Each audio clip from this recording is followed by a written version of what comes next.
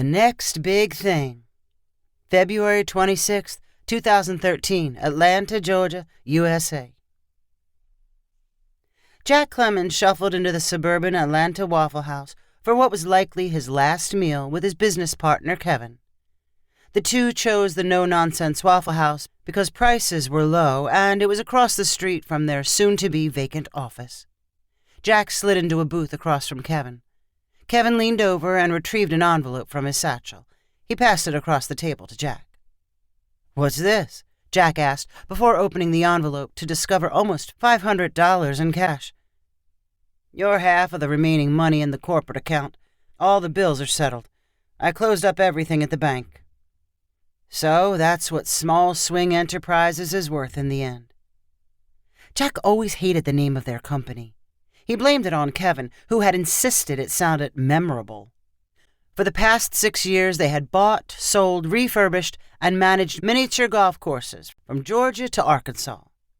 Unfortunately, mini-golf was not as popular as it once was. Young people did not understand the appeal, and more courses turned from money-makers to money-losers. Jack and Kevin had gotten into the business at the wrong time and barely sold their assets before the company was practically worthless. "Now what?" Kevin asked Jack. "You decided on what you're going to do tomorrow, now there's no office to run?" "For once, I'd like to think long and hard before rushing into something. Take some time off. Relax. I've always been late on ideas because I react instead of thinking things through. I was late on mini-golf. I was late on video rentals. I was late on everything about the internet. I'd like to be early for once." Kevin chuckled. "Me too. So, what's the next big thing?" "Nobody knows yet. By the time they know, it's already too late to get there first." Kevin chuckled again. "I think we've had this conversation at least 1,000 times. I know I've got at least one good original idea in me. All I need is to get it out of my head." "How will you know if it's good?" "By now, I can recognize bad ideas. I'll just eliminate all of those until I'm left with the only good one." "And you think it's already floating in your head, huh? You gonna use hypnosis to get it out?" Jack looked down at his envelope of cash. "Maybe I could use the money to totally relax, melt away everything but the idea, like a true brainstorm. Go get a massage." "Sure, a massage. And anything else that would help my brain percolate." "Don't percolate too long.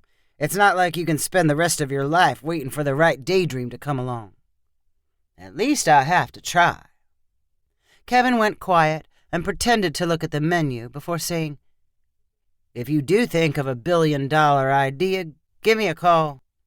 I thought we made pretty good partners, all things considered." 2 days later, Jack had worked up the nerve to start his brainstorming experiment. He did not know much about massages, but there was a clean, reputable-looking studio near his house. He stopped in to find how customers should dress.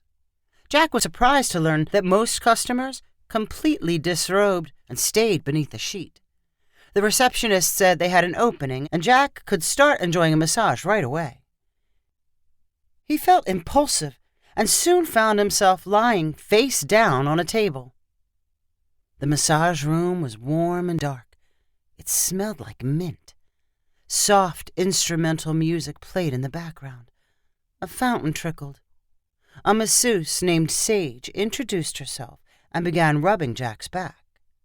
He quickly relaxed under the pressure of her strong hands. Then he remembered his brainstorm. He tried to push his thoughts toward business ideas, but he kept hearing the gentle music. The next thing he knew, Sage was waking him up. "How do you feel?" "It's over?" "It's been an hour." "Really? I guess I fell asleep." "Do you feel it in your muscles?" "Sure, but I was supposed to be brainstorming." On his way out, Jack spotted a brochure for a better way to stimulate his brain. The owners of the massage studio also ran a float spa containing sensory deprivation tanks. They promised to open places in his mind never explored. Jack visited the next day while his body was still sore from his massage. The girl at the front desk explained that their tanks were completely dark and filled with dense salt water. "You can't sink, and we remove all sights and sounds. Your mind has to wander." "It's good for new ideas?" "Perfect for new ideas." Jack found his private room, which contained an egg-shaped pod. He followed the instructions telling him to take off his clothes, climb inside, and close the lid. His body lay suspended in warm water. The space was absolutely dark and quiet. "Okay. Think," Jack said to himself. "What do people want to buy? What can't they do without?" No voices in his head answered. His mind remained absolutely blank. Before he could wonder if it contained any ideas at all, he fell asleep. He woke to a voice on a loudspeaker telling him his session was over. He left feeling groggy and frustrated. So far, idea extraction was a total failure. Jack figured his problem was being too relaxed. He needed to keep his eyes open. A nature walk sounded like the perfect environment. Clean air, beautiful surroundings, and physical activity were sure to stimulate his business mind. He found a nearby park with a 2-mile loop hike and arrived wearing comfortable shoes. Jack began his hike while admiring the blue sky and budding trees. The cool air invigorated his lungs. He was barely out of view of his car when the easy-to-follow path split in two. Jack turned to the right, thinking he could backtrack if he had chose a bad direction. He kept his eyes on the compacted dirt in front of him as he tried to conjure up a product everyone wanted. How about a cooking utensil? No, those had been done 1,000,000 times before. Something you needed in the shower. What did you need other than soap? As Jack tried to think about shower routines, he began to worry about the right turn he had made. Then a swarm of flying insects dive-bombed him, and he felt something in his shoe. He decided it was time to turn around. He made it back to his car in one piece, but without any new product ideas. "I like the scenery," Jack said to himself, "but the walking was distracting. How do I get one without the other?" Maybe the only good idea Jack's hike produced was that he might enjoy a calming train ride through the countryside. He checked out Amtrak's departure schedule from Atlanta and booked himself on a 4.5-hour trip to Birmingham, Alabama.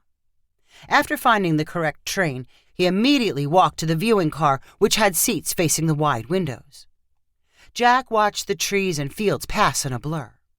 He liked the click-clack sound of the wheels on the tracks. He liked the zigzag shapes of water trails on the windows when it rained. He thought hard about new types of service businesses. He could go into people's homes and do what? Clean them? Pet sit for them? He lost the threads of his thoughts as he drifted in and out of short naps. His return trip from Birmingham produced the same result. "I liked the view and the feeling I was going somewhere, but the trip was too long," Jack told himself in frustration. "I need a shorter ride, maybe get off every so often and stretch my legs." The solution to Jack's problem seemed to be MARTA, Atlanta's commuter train. He drove to one of MARTA's stations and got on a train headed nowhere in particular. He liked getting off and walking around unfamiliar neighborhoods and then returning to a window seat. Most of his fellow passengers kept to themselves, leaving Jack to brainstorm in silence. He spent days wondering about products and businesses in every possible category. With every new idea, he came up with a reason it should be ignored.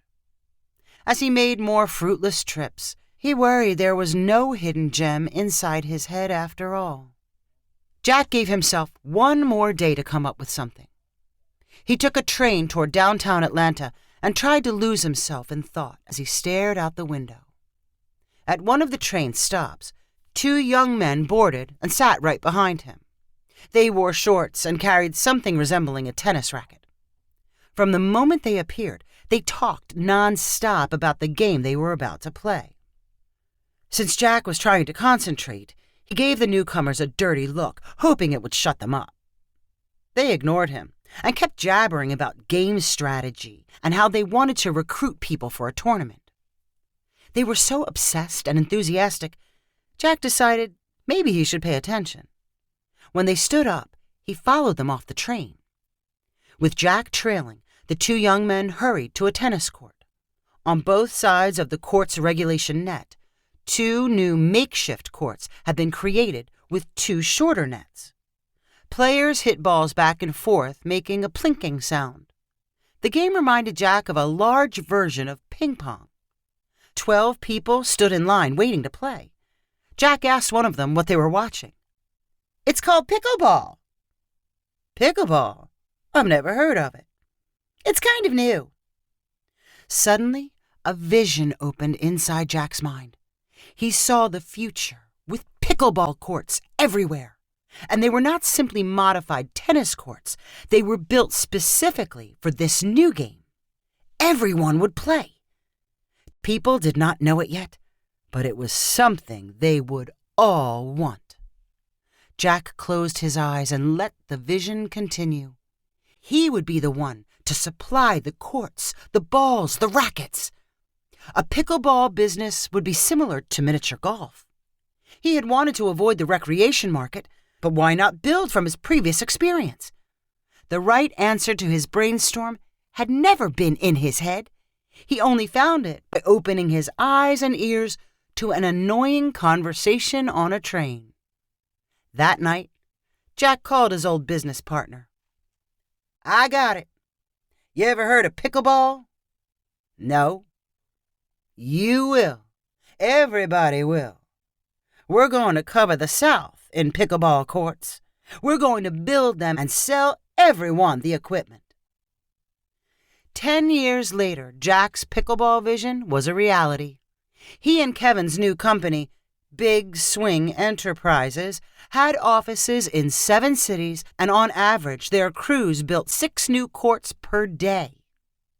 For once, Jack was ahead of the game. If you enjoyed this story, please rank it on the website 500ironicstories.com.